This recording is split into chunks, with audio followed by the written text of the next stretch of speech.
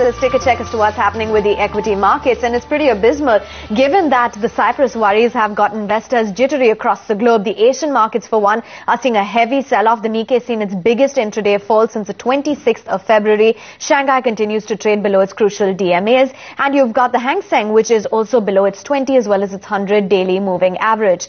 And that's not auguring well for our markets. It's below the 58.50 level, and with quite a bit of conviction at that. So 52 points off the Nifty as we speak at 58.20.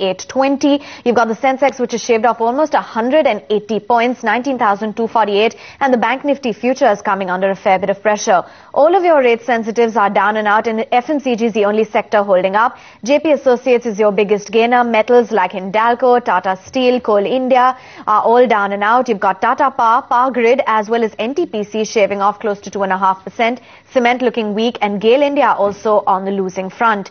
Hindustan Unilever, that's showing you a flicker of green, as is Cipla and Lupin. You've got IT in the form of HCL Technologies holding up, and Ken India as well. A quick macro check then. Start off with the currencies, where the rupees depreciated a bit, largely on account of the worries coming out of Cyprus. We've seen the rupee depreciate on dollar demand from importers as well. Weak equity market is having an impact on the currency markets as well along expected lines.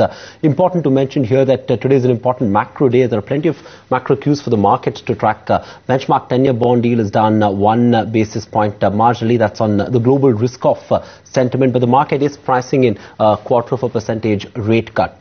Government and central bank officials will meet later in the day at around 3 p.m. to take stock of the first half borrowing plan. So the borrowing program is likely to get announced, in the market will seek more clarity on that. Dealers say any number above 60% of gross issuance for the full year may put pressure on yields. So that's the reason why markets are going to be closely watching that particular movement. Dealers will also watch to see whether the government announces any buyback at all in the first half of the next financial year.